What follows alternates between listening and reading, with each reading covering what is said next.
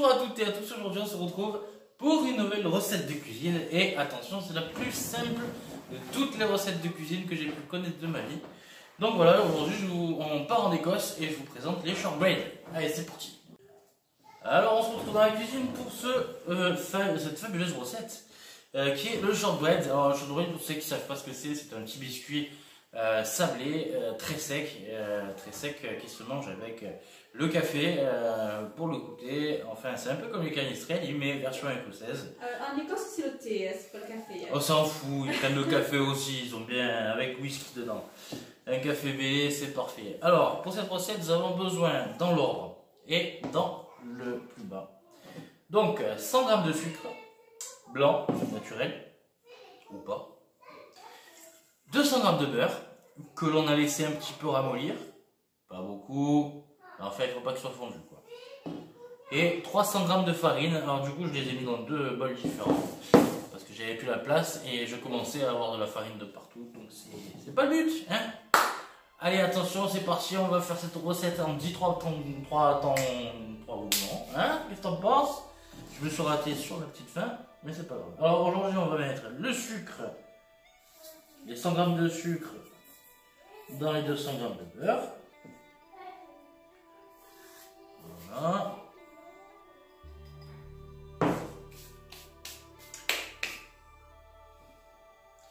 Et nous allons demander à ma petite commis préférée d'aller me prendre, s'il te plaît, une fourchette. Et en attendant, je vous explique un petit jeu qu'on va faire d'ici la semaine prochaine.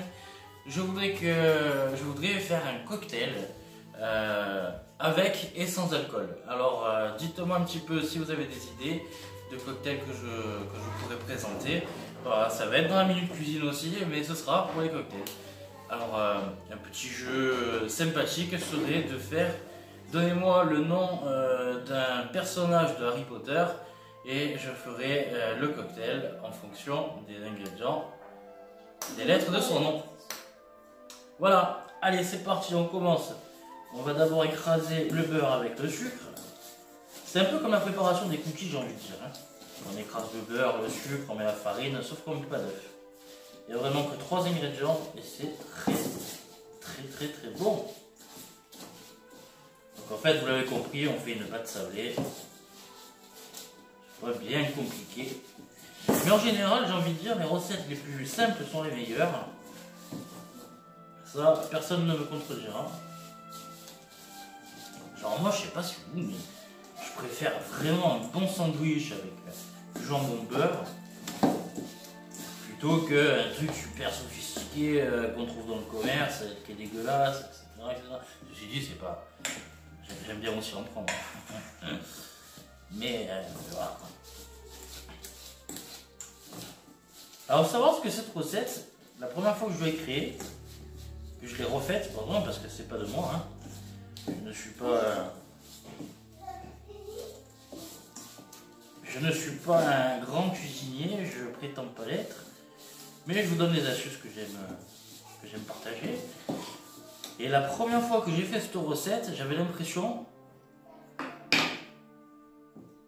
comment dire, Ma parole, il y a quelqu'un à la maison.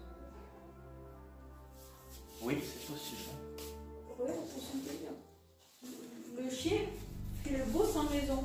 C'est flippant.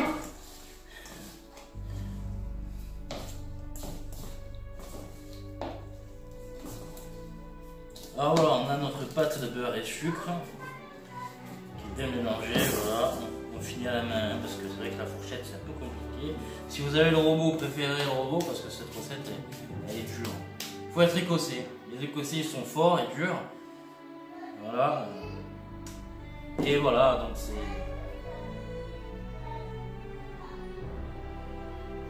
Alors là on va venir pétrir à la main, pas au fouet ni au robot. Pour la simple et bonne raison, il faut que la farine pénètre bien dans le beurre comme ça. Ça porte un peu à confusion quand même. C'est toi qui as expliqué ton chéri. Moi non. Enfin voilà, donc il faut vraiment la faire pénétrer dedans. Je pourrais peut-être arriver à glisser un doigt. Je suis tellement maladroite. Et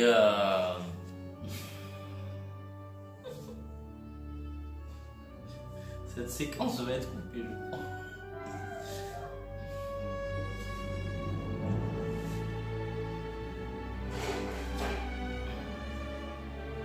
Voilà, on malaxe bien le... Ça va me perdre la moitié.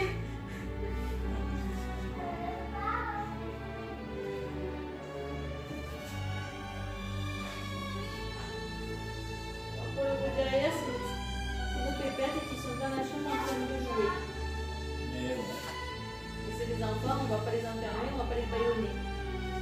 Exactement.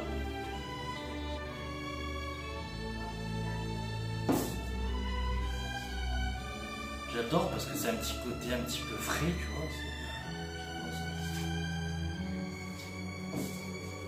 Mais tu nous l'as déjà fait. Shortbread. Ouais.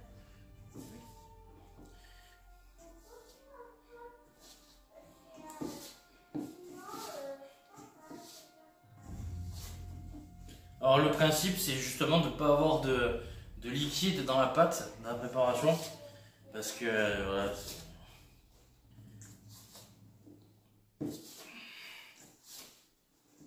Alors après vous pouvez utiliser une moule. Un moule. Un moule à galette. Ou un moule à gâteau. Tu as envie de m'amuser des moules, mon chéri? Non, cette saison elles sont pas fraîches. Sur le marché, il y avait des huîtres. Ah, sur le marché il y a toujours des moules. Des huîtres, pas les Ah, moules. des huîtres. Aujourd'hui ça parle un petit peu. Bref. Oh là là, il est perturbé, Gad. Il a passé une mauvaise nuit. Très mauvaise. Ça on peut le dire. Alors n'hésitez pas, hein, ça met du temps pour bien la faire pénétrer la pâte. Mais au final on arrive à un résultat qui est quand même assez satisfaisant parce qu'on met les mains dans la farine. Et ça vaut le coup quand on les mange. Parce que c'est très bon. Ouais, ah ouais, bah oui. Sinon je vous présenterai pas la recette parce que si je fais la recette c'est pour vous mais c'est aussi pour nous parce que du coup on va la manger après. Vous pouvez le goûter. Pour le goûter, et pour le goûter il y en aura plus les mains à la fin.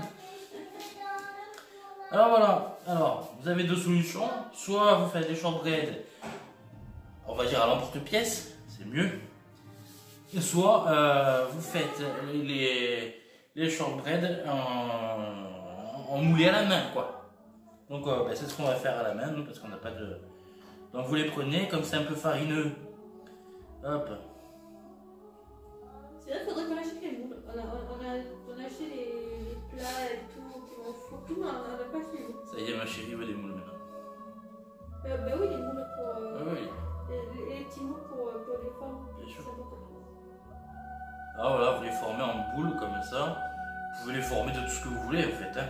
Mais il faudrait que, vous voyez, comme ça va pas gonfler, il faut qu'il soit légèrement aplati, mais pas trop non plus. Il faut qu'ils aient cette épaisseur là.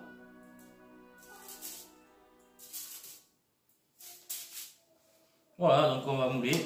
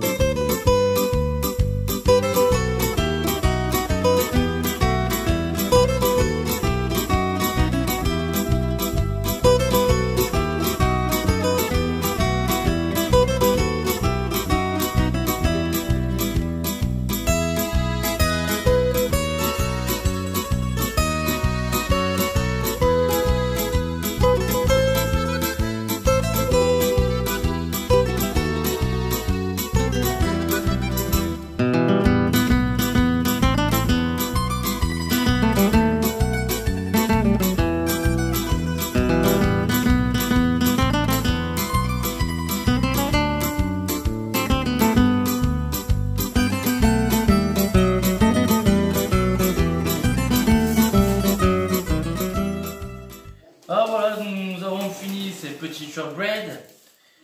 J'aurais pu en faire plus, mais on va les couper en deux à la fin de la cuisson, du coup il y en aura le double.